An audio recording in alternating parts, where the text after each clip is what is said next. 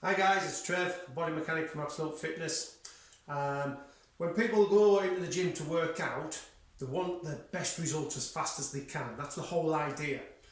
Now, doing stupid exercises or exercises that are not as effective means instead of going from A to B in the most direct route, you're actually going round the houses to get to B, which takes time, which is pointless, and sometimes doesn't give you the best results that you're looking for.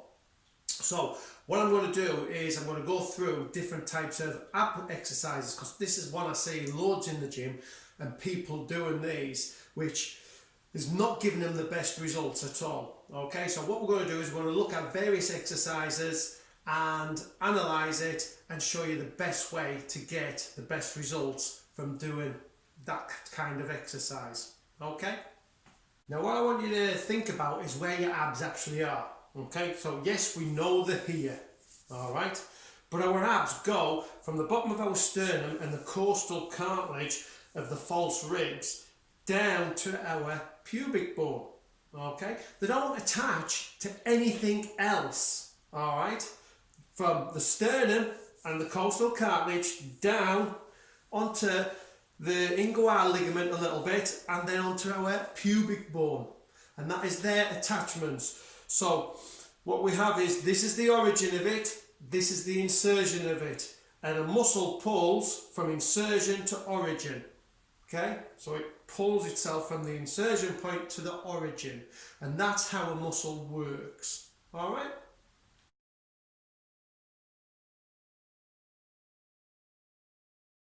Now the next point I want you to consider is how a muscle contracts. So it can only work in one of four ways. It either works as a prime mover, or in other words an agonist, and that means the muscle will actually contract and move the bone of origin.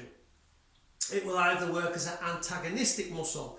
So for a muscle to contract, an opposing muscle that works opposite it must relax, and that's what we mean by an antagonistic muscle. So for instance, if my abdominals flex or contract as a prime mover, my erector spine high at the back must work as an antagonistic muscle and relax to allow that movement to occur. Otherwise you get no movement, because one would battle the other. Okay. Now it can also work as a synergistical muscle where it assists in that exercise. Okay, and we've got loads of muscles that do that in various aspects. So in this instance, if I was doing something with my abs, my internal external obliques would work as a synergistical muscle. All right. In my hips here, I've got my psoas major. That would work as a synergistical muscle as well in a sit-up. And then the last type of muscle we have is what we call a fixator muscle, and that's what fixes the bone of origin in position. Okay, so the muscle contraction is static. All right, now I want you to remember that bit when we're looking at all these different abdominal exercises. Static muscle work, muscle contracts, neither lengthens nor shortens, because it's working as a fixator muscle.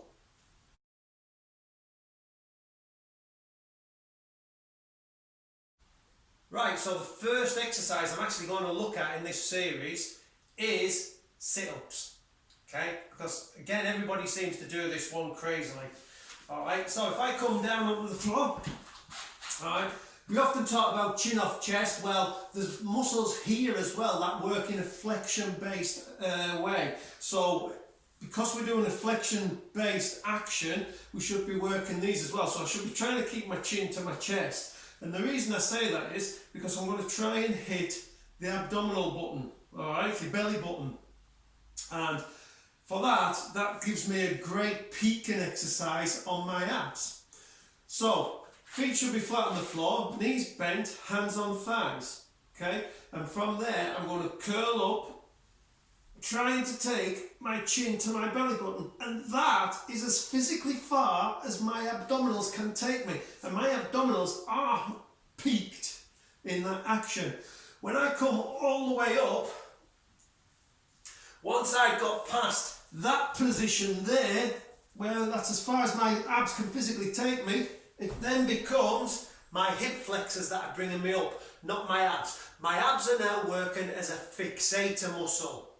Yeah, so they are working statically. So anything from beyond that point, where my abs can physically take me, is a static workout. So you may as well do a plank.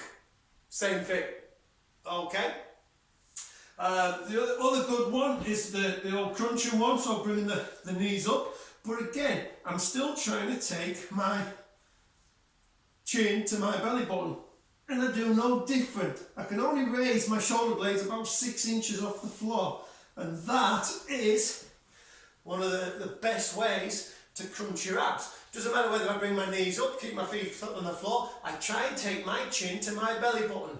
And I can literally only get my shoulder blades a few inches off the floor. And that is true ab workout, and that is true peaking of the abs.